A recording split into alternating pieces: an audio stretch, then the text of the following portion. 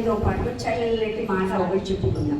ఏ మాట అంటే మనం ఇంకా సంపాదించాలి, రేపొద్దున నా పిల్లలకు కావాలి, మనమడికి కావాలి, మున్మడికి కావాలి, ఇల్లీగల్గా ఎంతో డబ్బు వాళ్ళని మోసం చేసి, వీళ్ళని మోసం చేసి, అక్కడ అన్యాయం చేసి, ఇక్కడ అక్రమం చేసి, అన్నల ఆస్తి గుంజుకొని, చెల్లెళ్ళ ఆస్తి గుంజుకొని, తాతయ్యలను మోసం చేసి, ముసలిదండ్రులు లేదంటే అత్తగారులను బెదిరించి సంపాదించుకొని ఆస్తిని ఎప్పుడైతే సంపాదించి పిల్లలకు పెడతామో అది వాళ్ళ శాపంగా మారుతుంది.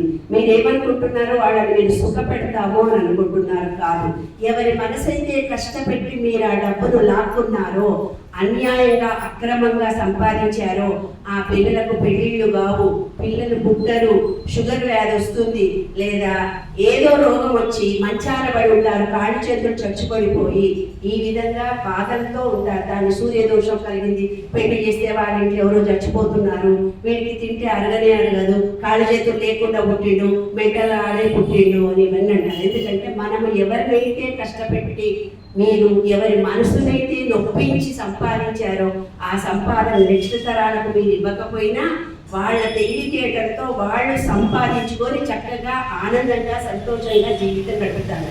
అదే విశ్వ నియమంలోని విశ్వ రహస్యము.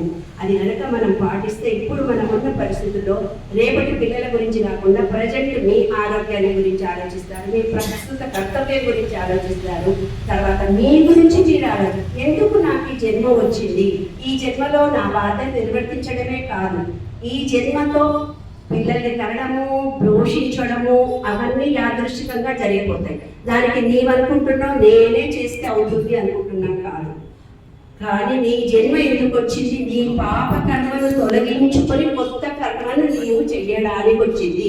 ఆ కొత్త కర్మను తయారు చేసుకోవాలంటే పుణ్యం చేయాలి. అంటే వీడియోల్లో ఏదైనా మంచిది వస్తే పాస్ ఆన్ చేయాలి, యూట్యూబ్లో ఏదైనా మంచిది వస్తే పాస్ ఆన్ చేయాలి, ఇన్స్టాగ్రామ్లో మంచిది వస్తే పాస్ ఆన్ చేయాలి. ఎవరైనా చచ్చిపోయింది, నెగిటివ్ వచ్చింది 1000 మందికి ఇస్తే ఆ 1000 మందిలో ఎంత నెగిటివిటీ బాధపడ్డారో ఆ బాధ అంతా మీకు వస్తుంది. తర్వాత ఏ చెడ్డ మాటనో ఎవరినో ఒకళ్ళని మీరు అన్నారు, పక్కంటి వాడను వెనకింటి వాడు తెలుసో తెలియదు, ఆ పాపమంతా మీరు ఖచ్చితంగా అనుభవించి తీరుతారు. కాబట్టి ఎవరి మనసు నొప్పించకుండా నీకు ఏమి ప్రేమ ఇస్తే ప్రేమ వస్తుంది.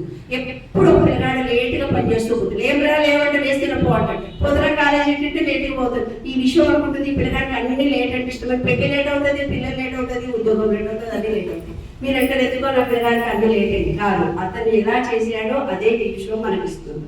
కాబట్టి మనం చాలా జీవితం మనకు వచ్చింది. ఫిజికల్ వర్క్ చేయొచ్చు ఒకళ్ళకి, మాట సహాయం చేయొచ్చు ఒకళ్ళకి, ఏ రకమైన ఈ విశ్వానికి చెట్లు పెంచవచ్చు. చెట్లు రోడ్ల మీద ఎండిపోతుంటే ఒక బకెట్ నీళ్ళు తీసుకుపోయి పోయొచ్చు, ఒక గుడి కడిగి రావచ్చు, ఒక మనిషికి ఫిజికల్గా సహాయ సహకారాలు చేయొచ్చు.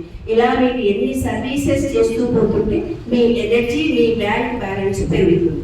అంతేగాని ఎవరో ఉచితంగా ఇచ్చినది ఏది తీసుకున్నా మళ్ళీ మీరు అంత రుణం తీర్చుకుంటే కానీ మీరు చచ్చిపోరు. గుర్తుపెట్టుకోండి, ఫ్రీగా ఏది ఎవరికి ఇచ్చినా మనం తీసుకోకూడదు. అన్నదానం జరుగుతున్న చోట భోజనం చేసి వచ్చినామో 10 రూపాయలు అక్కడ ఉండే చేసి వస్తాం, మనం 10 రూపాయలు చేసి వస్తాం, 100 రూపాయలు అట్లా ఉచితంగా ఏది తీసుకోకూడదు. లైఫ్లో మనమే ఏదో ఒకటి ఇస్తూ పెట్టాలి. అదే జీవితంలో విశ్వరాశి.